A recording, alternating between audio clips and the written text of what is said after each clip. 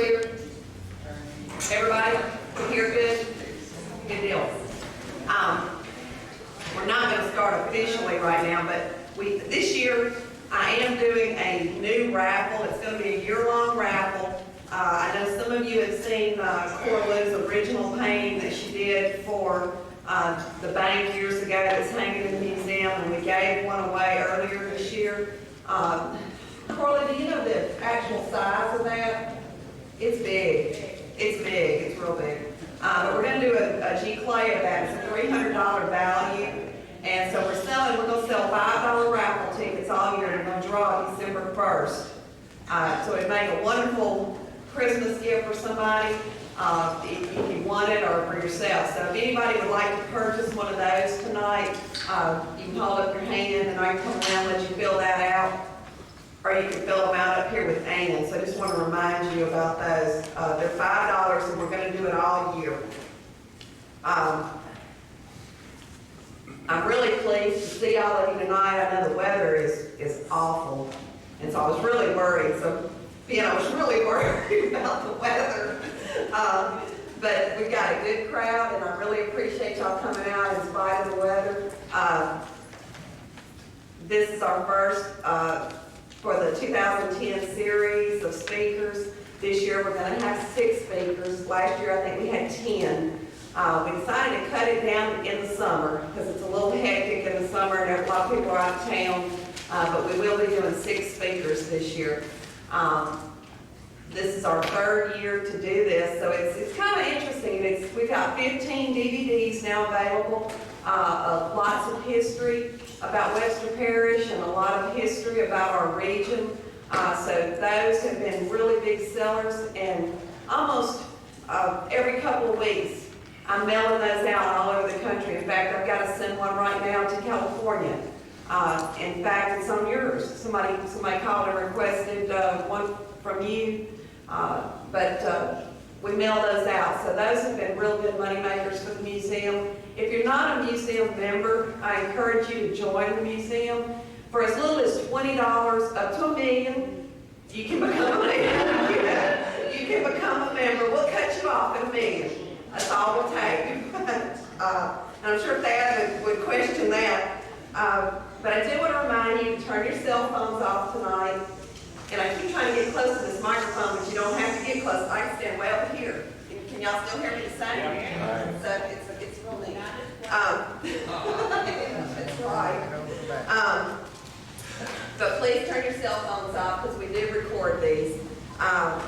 Next month, from our March speaker, we're going to have football star Charlie Hennigan, and I know a lot of you know Charlie and are excited about him coming, but he'll be here in March.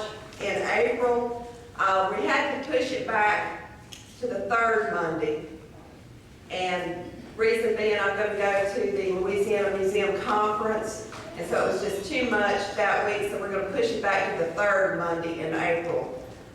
We do not have a speaker set yet for April, but we do have one for May, and that is the Vandernoords and the Elshouts, and they're going to come and tell their story about how they came here from Holland during World War II, and so that's going to be a real moving, inspirational night for people to come and hear.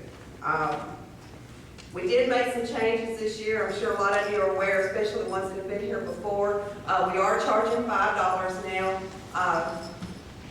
And the reason being, we need money for the museum, but also it's very expensive to do these mail outs. I mail out 700, almost 800 cards a month now. And so with postage being what it is and the cost of printing, this kind of recoups some of that cost.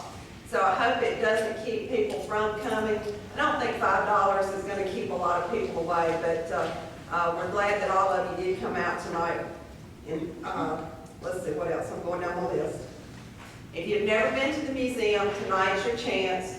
The museum will be open for about 30 to 45 minutes after the speaking, and we'll have some tours over there. You can see what we're all about. It's really something to see if you've never been there. If you haven't been there in the last few months, we've made a lot of changes. Larry's been really busy.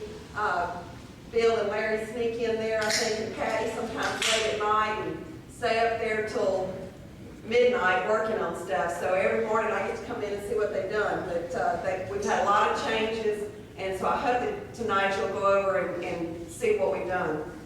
One other thing, we are looking for new board members. If you know somebody that would be interested in serving on our board, we are a working board. We require lifting, building, maintenance, all of those fundraising ideas. We require a lot of man work, and so if you're interested or you know somebody that would be interested in serving on our board, please let us know. We do meet once a month. May 1st, we also have a fundraiser coming up, and that's the car show that I started back in 2004. And I do need a lot of help for that. So if anybody would like to volunteer to help with the car show, I always need volunteers for that, but it is May 1st. Let's see. I made a list Good. of that. You made a list.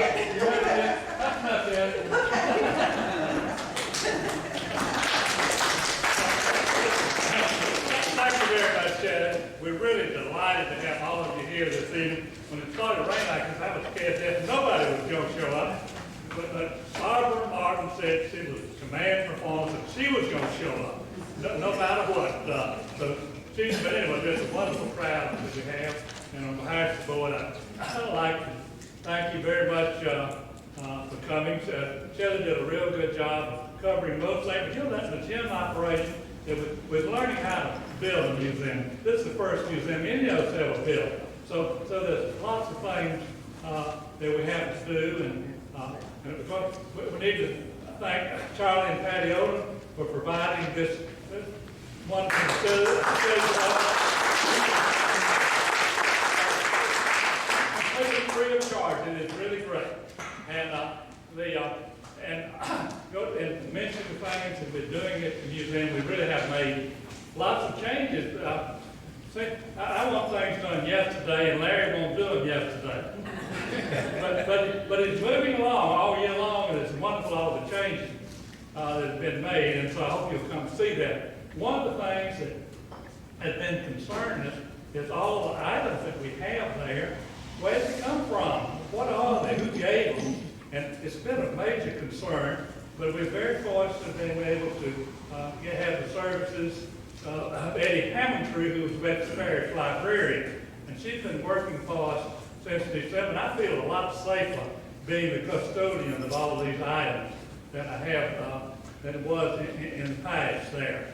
Now, with no further ado, that is, I'd like to ask Dr. Roy Phillips to come up. Dr. Phillips has worked hard on the museum during the past year and has developed, he and James Smith have developed for us a wonderful beginning of a Black history exhibit. And we're looking forward to have the continuation of that. And right now, Dr. Phillips is going to introduce our speaker. Dr. Phillips?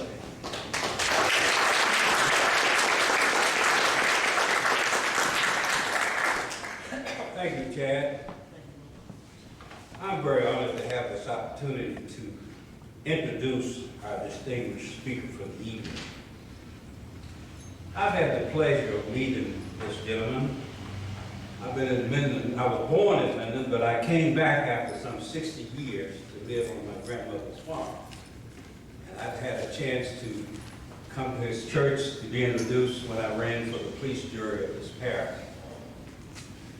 We have a very distinguished speaker tonight, Reverend Dr. Benjamin J. Martin, the distinguished pastor of the historic African American Church, St. Rest Baptist Church here in Minden, Louisiana. Something about his personal background, his family background. Dr. Martin was born in Monroe, West Monroe, Louisiana, where he grew up and attended public schools there. His mother is Hilda Martin, of course, his distinguished father was a former pastor of the St. Rest Baptist Church here in Minden, Louisiana, the Reverend B.F. Martin. He has a very distinguished family background. His wife, who is here with us, and I'd like to introduce her, Barbara Sanford Martin. Would you please stand and be? She's a librarian here. Everybody knows her.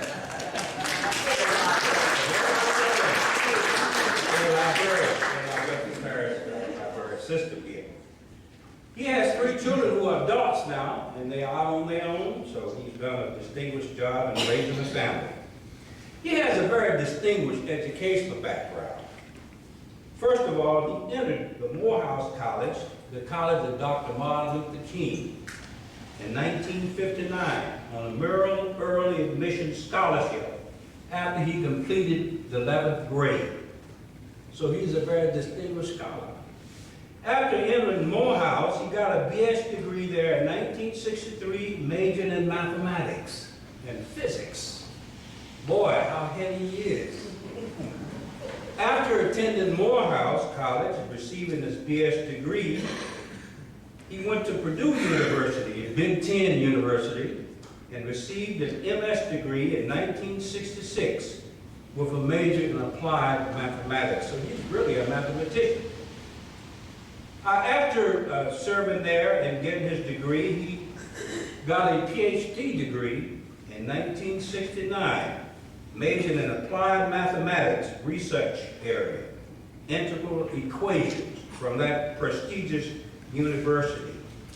He also attended the Georgia Institute of Technology, non-degree studies in electrical engineering in 1973-75. Also background in computer science. Very distinguished background. He also has a very distinguished career experience as a professor at various universities.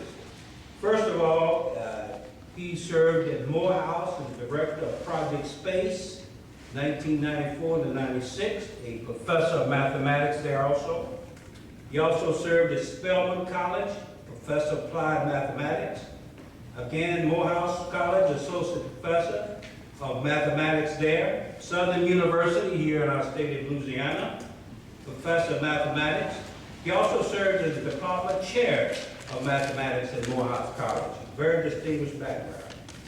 He also has served naval avionics mathematician at Indianapolis, Indiana. So he has a very distinguished background in the sciences. Now, he came here to Minden, Louisiana, I believe in 1999, where he moved and again took the pastorship of the Sacred Rest after his father in his leadership position. He has served as a civic leader in this town and has done many projects to improve the civic atmosphere of this community. Without further ado, I would like to introduce our very distinguished leader tonight, the Reverend Dr. Benjamin Martin.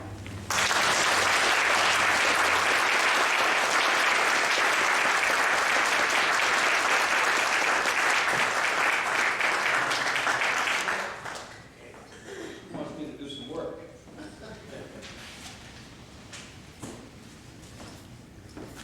Okay.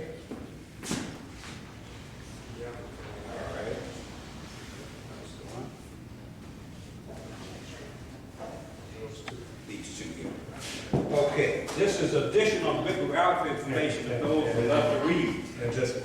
And this one, okay? Oh, you're up. I'll give you some. Yeah. There's 3 different You just, pieces. you can take And we those. may not have enough for everybody, so 1 per family. Pass these out. First, I thank you for the invitation and the opportunity to Start down here. share with them. Yeah. One of the questions that is raised often is, why do we need Black History Month? All of this stuff is over with now. Why do you still need to talk about Black History Month? So I want to sort of answer that question for you. I hope I will pique your interest in further reading. And I have the bibliography that's being passed out is basically these books on the table. You can come up and see what the contents are. And the bibliography is separated into several different sections. There's one that lists all of the books, and then the second section groups them in groups according to the nature of the book itself. History is his story, told from his perspective, influenced by his biases. History is never a dispassionate account of facts. Somebody said once, given any incident, there are at least 3 versions. Your version, my version, and the truth. History is never written dispassionately. We cannot write about anything without our own background and our own prejudices influencing it. The African proverb is, as long as the hunter writes the story, the lion always loses. I watch these programs, and I can't tell you, I look at the History Channel, I look at A&E, I look at National Geographic, and I don't know which is which. But one of them did a show on Custer's Last Stand. And it's interesting that they pointed out that the survivors of Custer's Last Stand were the Indians. But in writing the history of Custer's Last Stand, the Indians were not consulted, and when they gave their version, we didn't like it, so we came up with another version. The Indians, for example, say that Custer was on the ridge watching Reno get slaughtered. But that doesn't fit the Custer mystique, so that does not get reported. Teddy Roosevelt charged up San Juan Hill. When he got to the top of San Juan Hill, a group of black soldiers were already up there. They beat him up there. When the fight was over, he commended them for their bravery. But when he got into politics, he charged that they were deserters, and he had to force them back up the hill with his gun. Samson. Was he a terrorist or a freedom fighter? Depends on which perspective you look from. History is not a simple statement of fact. History is his story, told from his perspective, influenced by his biases.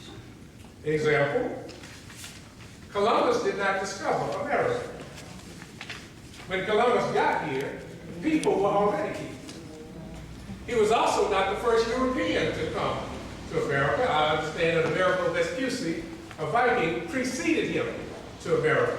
But we still say that Columbus discovered America. We like that. There is evidence, however, that Africans were in America long before either of them.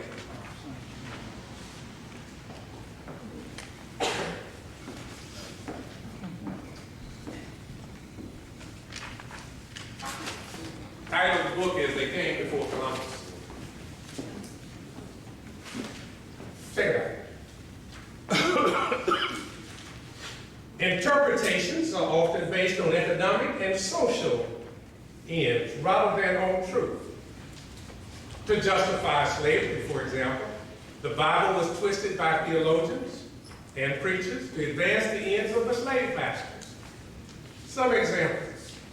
Some of you, if you're old enough, you ought to remember that the mark of Cain was supposed to be that Cain was turned black. And that's where black folk came from. That's a religious notion. The mark of Cain was that Cain was turned black. And the curse of Cain was that he should be a slave. Several problems with that. Biblically, the mark of Cain was a blessing and not a curse. The Bible says that Cain says to God, this burden is too heavy for me, I can't bear it. If anyone sees me, he will want to kill me. God says, I'll put a mark on your forehead. And anyone who seeks to harm you will have to answer to me. The mark of Cain was a mark of protection, a blessing, not a curse. Of course, another problem with that is that Cain's descendants would have been destroyed in the flood. So we couldn't be Cain's descendants. The next theory was that the curse of Ham was that he was turned black, and he spoke as slave to all of his brothers, and therefore we were destined to be slaves. Well, one, Ham didn't get cursed. It was Canaan who was cursed. Two, God didn't do any cursing at all. Noah did the cursing. But now if you take as truth that Ham and his descendants are black, and Japheth and Shem were Caucasian or Asiatic, I'll walk with that. When I walk past that passage, I find that the descendants of Ham are Cush, Ethiopia, Mitzrayim, Egypt, Put, and Canaan. And when I read further, I find that Cush, or Ethiopia, had a son named Nimrod. And this son named Nimrod, who is a son of Cush, who is a son of Ham, that we say was black, founded the Babylonian Empire, the Assyrian Empire. All of the major civilizations mentioned in the Old Testament came from the descendants of Ham. So if that's the case, every major civilization was black.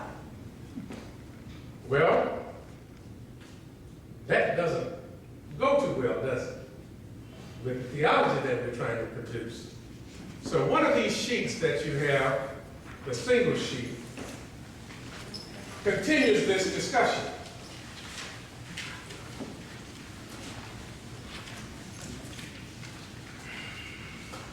In the course of the 19th century, there developed still another view in regard to a black presence in the Old Testament. Over against the old Hamite Canaan view, it may be called the new Hamite view, based upon the fact that it too is related to Ham and his descendants as represented in the Table of Nations. Just the opposite of the older view, it holds that the Hamites were all white rather than black. An exception may occur in the case of Cush, who according to some adherents, even if black in color, must be regarded as white, that is, as Caucasoid black. Now remember, during slavery, we're trying to prove that Africans, blacks, are uncivilized. They never had a civilization. So if Ham is black, and the Bible is correct, every civilization in the Old Testament of major significance is a black civilization. How do you get around that? Well, you decide that Ham wasn't black after all. And in fact, the Ethiopians, you cannot deny that they're dark skinned, and you can't deny they got big lips, and you can't deny they got big noses, and you can't deny they got funny hair. So you say that there is such a thing as a Caucasoid black, that is, they look black, but they're not, they're really Caucasians.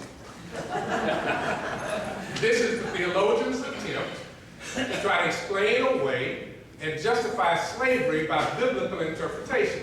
On the right-hand side, you find this interesting note.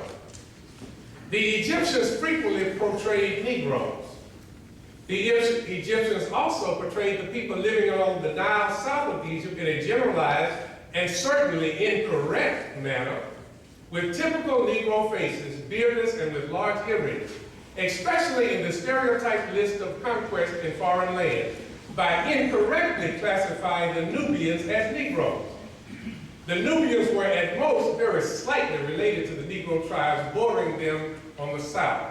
This is by an eminent German theologian and scholar, Martin Noth, in his book, The Old Testament World. In other words, the Egyptians didn't know what they were talking about. Somebody 3,000 years later knows better what the Nubians looked like than the man who was living at the time and drew that picture. In other words, history is his story, told from his perspective, with his biases, and sometimes used to justify whatever it is that we're trying to justify. And so, that is still a need to rectify some of the ideas that have been passed down. Because of this, the common man in the street really has no idea what Africa was like. Most of us grew up sort of like I did. Africa is Tarzan, bringing these ignorant natives and helping them out along while he swings on vines. And there's a witch doctor running around with a rattle and feathers and all of that. And Tarzan has to be their great white father. So just a year or so ago, in the Shreveport Times, I read, they ought to be glad we brought them over here.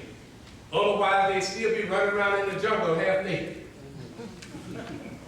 Well, Africans didn't run around in the jungle half naked. Not a whole lot of them. But here's the way Ivan Van Sertima would put it.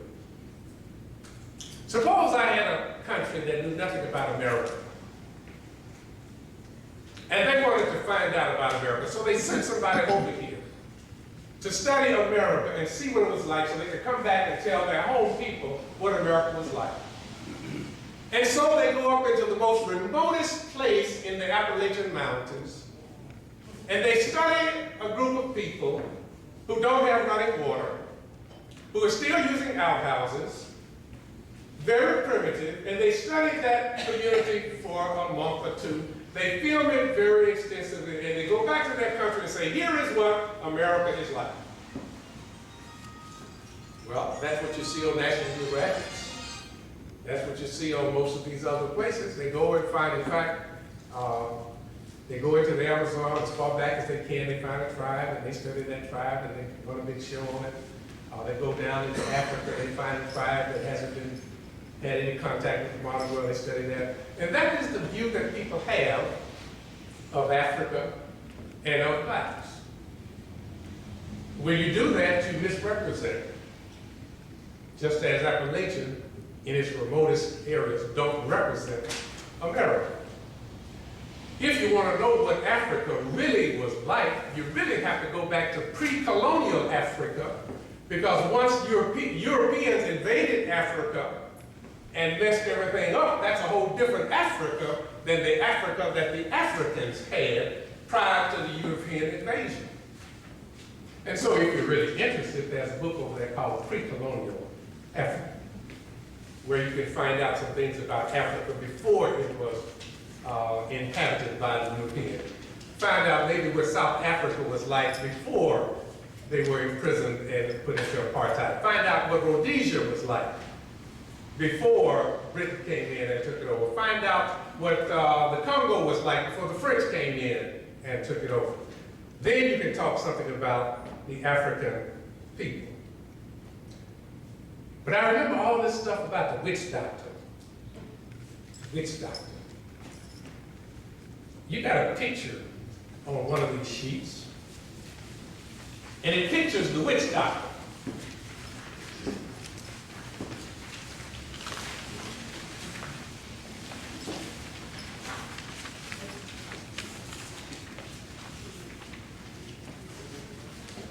These pictures were drawn by a missionary that was visiting this particular tribe. And he found it interesting that down in this, which I would call darkest Africa, because there's some argument as whether the Egyptians were Africans or not. This is Egypt. This is in darkest Africa, black Africa.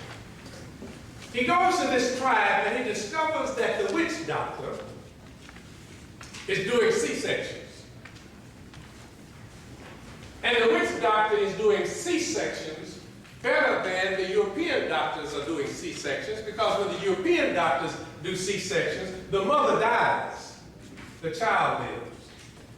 But the witch doctor, the pejorative term that is used to put down the medicine man, the religious leader, the doctor in the African community, the witch doctor is doing C-sections, and the mother and the child are living. Something that's not happening in Europe. So the missionary writes down all he can to send back home to help them to learn how to do C-sections and help mother live. You can read what he has to say on the sheet that you have. Not only did the surgeon understand the sophisticated concept of anesthesia and antiseptics, but also demonstrated advanced surgical technique. In his sparing use of the cautery iron, for example, he showed that he knew that tissue damage could result from overuse. This is the witch doctor. You know, the one in Tarzan that's running around shaking the rabbit with the feathers and stuff. It has also been demonstrated that they did splints for broken bones. Some of these have been found. And they found skulls which indicate that they did brain surgery. I don't mean brain surgery where they cut open and operate on the brain, but brain surgery where you have to do some relieving of pressure on the brain. They found the holes in the skull where they have done operations to relieve that kind of pressure. The Dogon tribe, thousands of years ago, were aware of the fact that the Sirius star was a twin star, long before European astronomers knew that. Now here's where it gets, again, sort of strange. People who don't believe in extraterrestrials decided that some extraterrestrials must have landed in Africa about 2,000 or 3,000 years ago and told that to these Africans. That's the only way they could know it. But they show that they have charted the orbit of the stars, that they knew that they were twin stars, and their religion revolved around the Sirius star. That's the Dogon tribe. The Haya tribe near Lake Victoria was using a blast furnace and developing metallurgy at higher temperatures than the Europeans were thousands of years ago. And on one of these A&E, National Geographic, or whatever, they have gone over to that tribe, and those folk who still remember how to do it actually built a furnace and actually demonstrated how they were told the ancestors did it, because they stopped doing it a long time ago. So science and technology was in darkest Africa thousands of years ago. It was not just folks running around here naked and jumping, not knowing what was going on. Then we are told, I was told, that black folk loved slavery. They were happy. They were singing all the time. Oh, they were dancing. They just loved slavery. Well, if they loved it so much, why were they trying to get free? If they loved it so much, why was those insurrections? And they were lazy. And I always said, why would somebody spend $1,000 for somebody lazy that doesn't work? I said, either they wasn't lazy or somebody wasn't going to. Don't spend $1,000 to buy somebody, and then they're not going to really work. All of these notions of slavery are notions that have been passed down that have no basis in reality. If you flip in before we get together, that's where I want to go, right there. This is a picture of a slave ship, a diagram of a slave ship, where the slaves are packed in like sardines. Every space could slip one in. There was one. There are a couple of pages of that. And the documents show that 15 to 25% of the people who left Africa died before they got to America. So it is estimated that somewhere between 10 and 16 million Africans died on the way over. I guess they should have been glad that they were brought out of the jungle where they would be running around here. No offense to the Jews. The Holocaust was horrible. But coming across on those ships was horrible. If you read some of the records, not by the slaves, but by the people on the ships, the whites who were on the ships, they describe the conditions as intolerable. They're packed side by side. They lay in their feces for the entire trip. They're hardly fed anything worth feeding, and when they are fed something, it's spoiled. They throw up, and they have to lay in the vomit. When they die, they're thrown overboard, and a lot of them try to commit suicide. They refused to eat, so stuff was poured down their mouth because they'd rather die than endure such. That was what is called the Middle Passage, where some of the greatest horrors took place. But on page 449, it says, I just reproduced something. I said I'm trying to pique your interest and hope that you'll read a little further. It says, page 449, Ethics, Views of a Slave and Master. These books right here, these three, by Aptheker. He publishes the documents that were written back in those days. He does not tell you what they said. He does not try to interpret what they meant. He gives you their actual writing, and you can read for yourself and interpret what they meant. The middleman is cut out. And this is one of them. This is an exchange between a slave owner and a fugitive slave. The slaveholder's letter. To John, I now take my pen to write you a few lines to let you know how we all are. I am a cripple, but I am still able to get about. The rest of the family are all well. Cherry is as well as common. I write you these lines to let you know the situation we are in, partly in consequence of your running away and stealing old Rock, our one mare. Though we got the mare back, she never was worth much after you took her. And as I now stand in need of some funds, I have determined to sell you. And I have had an offer for you, but did not see fit to take it. If you will send me $1,000 and pay for the old mare, I will give up all claim I have to you.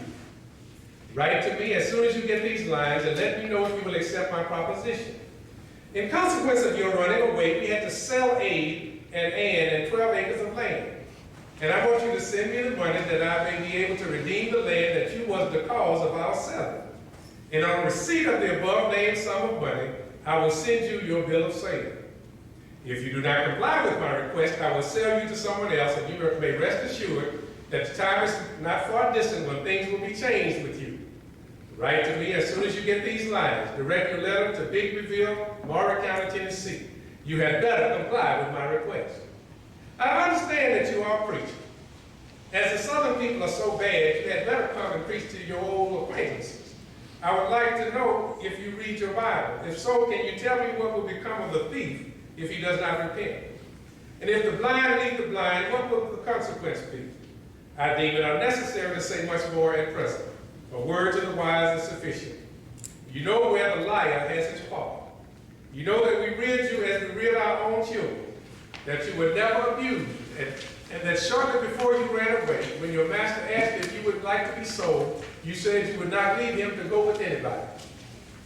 The fugitive slaves replied, Mrs. Sarah Lowell, yours of the 20th of February is duly received, and I thank you for it. It is a long time since I heard from my poor old mother, and I'm glad to know that she is yet alive.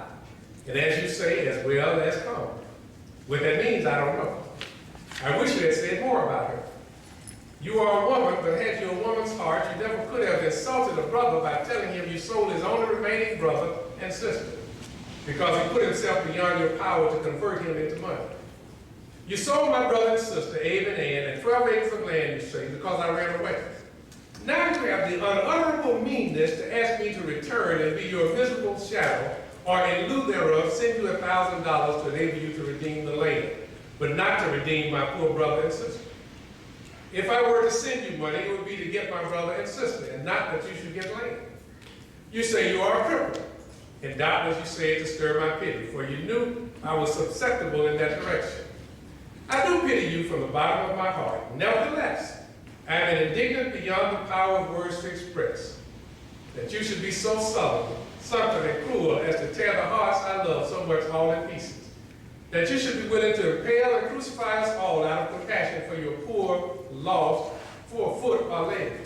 Wretched woman, be it known to you that I value my freedom, to say nothing of my mother, brothers, and sisters, more than your whole body, more indeed than my own life, more than all the lives of all the slaveholders and tyrants under heaven. You say you have offers to buy me, and that you shall sell me if I do not send you $1,000. And in the same breath, and almost in the same sentence, you say, you know we raised you as we did our own children. Woman, did you raise your own children for the market? Did you raise them for the whipping post? Did you raise them to be driven off, bound to a coffin and chains?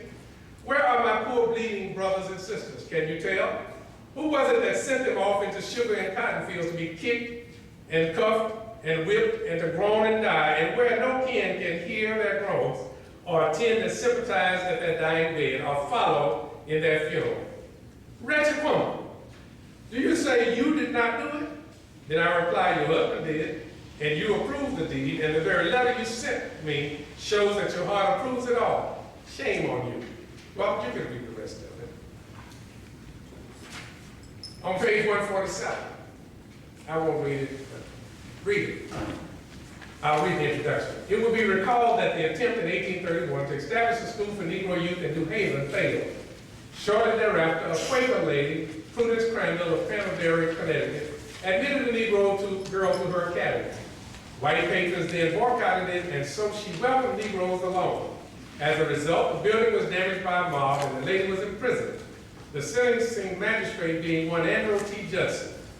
To the latter, the Reverend Nathaniel Paul, Negro abolitionist, addressed the following letter dated London, England, August 29, 1833. And in it, he basically says, your fame is going all over Europe, because I'm telling everybody how great you were in burning down the school just because little black children were getting an education. These are documents that document how black people reacted to slavery. And it's totally different from what I read in history books when I was coming up. Next, you see some information that deals with Florida and the West. I love Westerns. And when you watch the Westerns, you think that there were no blacks in the West. Woody Strode played in Westerns, but he always played in Indian.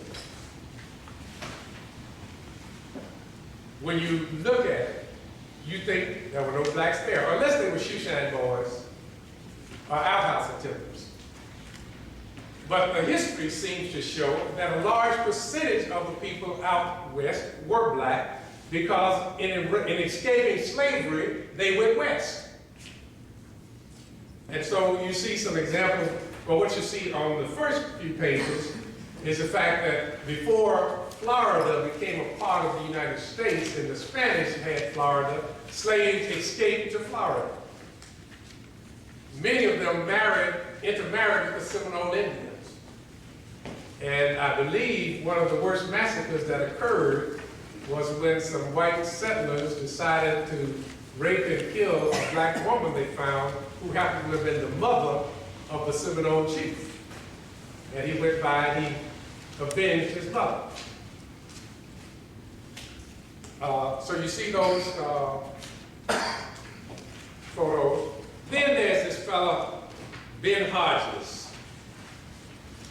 You forgive me, holidays.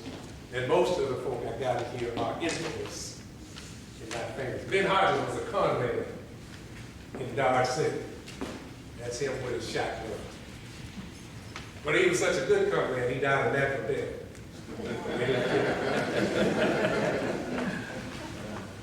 Then there was Isom Dart. This is Isom Dart with his gang. He was a cattle rustler. Not all blacks out there were infamous. But you know, the ones they write about are the ones that had a reputation. Isom Dart was a cattle rustler. Says he tried to go straight, but he just couldn't. Bill Pickett is one of the, well, I think he's maybe the only one of the black cowboys who had a dime novel written about him. Bill Pickett, I think, invented bulldogging. Someone said that somebody bet him, challenged him to wrestle a bull. And he took to there, and he developed a bulldogging technique, which was he would grab the bull, jump on the bull, grab the bull by the horns, and bite his lip. And when he bit the bull's lip, the bull would just sort of well, that's what they said now. I wasn't there. That's what they said. And if you will look on this page, this picture down in the corner has Bill Pickett And then too old from him is Will Rogers, and too old from him is Tom Mix, because they had a Wild West show, and all of these folk were in that Wild West show. He was a part of that Wild West show. So if we go back to what was really happening in the West, there were a lot of us there. But if I look at the movies, I would conclude that there were no blacks in the West. Why Black history? Because we're left out where we should be. We're not properly included. And often where we are included, the information is less than honest. Because history is his story, told from his perspective, with his biases. Now I had some things here I was going to read to you, but I'll just tell you about one of them. This is oral history. Somebody interviewed all of these ex-slaves and recorded what they said. And one of the young men talks about the time when he saw his mother after she had been tied to a post and she had been beaten with a saw, with the teeth of the saw being applied to her back. And when he asked Mama what happened, said she wouldn't talk. It said many years later, she finally told him that Massa didn't like something she cooked. So he grabbed her by her hair, drug her out of the house, tied her to a post, ripped her clothes off, and beat her with the teeth of the handsaw. The brutality of slavery is not talked about. And these stories here include some. One lady asked the man, well, did you learn to read? He said, look, man, you don't know it was against the law to teach us to read? And they didn't want us to figure, they certainly didn't want us to know how to count. All of these things are left out of the history. I'm going to pick on Brother Agron. If I misquote you now, you straighten me out. Some time ago, there was a demonstration about the Confederate flag, and they asked me to join the demonstration. I said, no.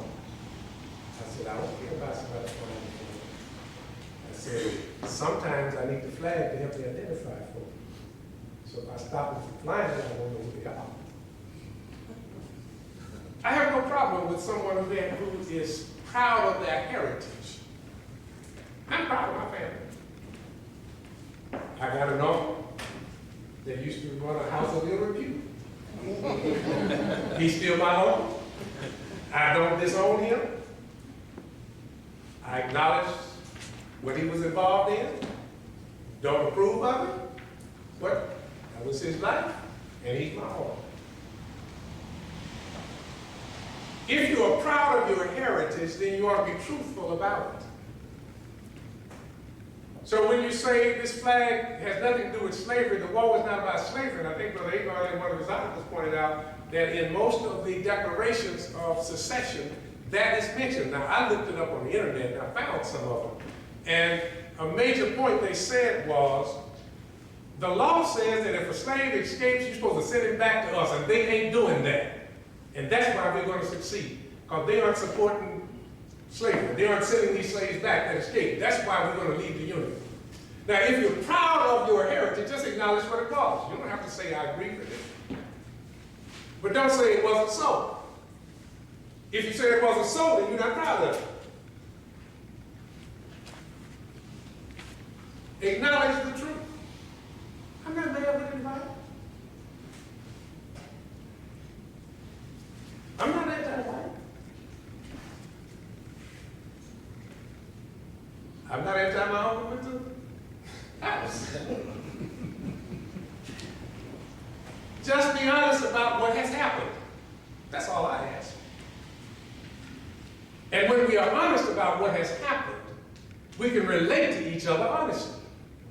But as long as we are in denial, we cannot truly relate honestly to each other, because either one or both of us are lying. I have these books here. They are the ones on the bibliography. If you're interested, For those who are scholarly,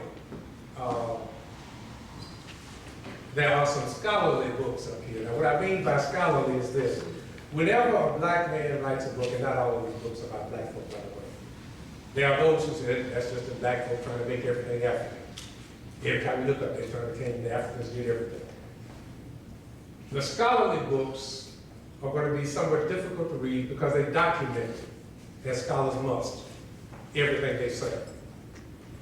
They give you the sources from which they receive the information.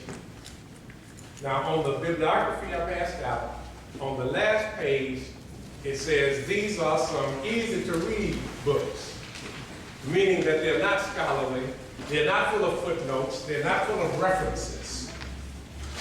But if you want to follow the references, there are the books there that have all these references. If you question anything, you want to trace it down to the original sources, those books are on the list. If you just want some easy reading, those books are on the list. As I said, my main attempt is to pique your interest in hopes that you might go further. And I present these not for sale or removal, but for perusal. Now, for the cost of production, which maybe is about $3, I have a DVD here. Now, you don't need the DVD because everything that's on this DVD you can get off the internet like I did. But if you don't want to go through the trouble of getting off the internet, you may, for $3, get one of these. These are available. One of the entries is a video that I got off YouTube by Ivan Van Server. And he's talking about this book. Another one is by Sheikh Anton Diop, and he's talking about some of his research. Another one is, what is it? Do I have Black Wall Street over there? It's Oklahoma, right? Yeah. Oklahoma. There was a thriving community in Oklahoma. Black community. It's called Black Wall Street. They had banks and all kinds of businesses. But some folk got upset with them one day. They raised the town and destroyed the entire community. Sort of like they did Rosewood in Florida. That may be on the DVD, I'm not sure, I've forgotten. But everything that's on it can be gotten off the internet. You don't have to get the DVD to get that information. It's all available. I went to YouTube and downloaded it and wrote it to the DVD. You can go to YouTube, download it to your computer, and look at it. It won't cost you a cent. Thank you very much.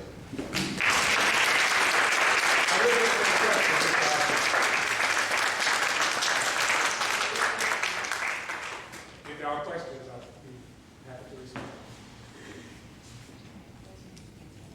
Thank you.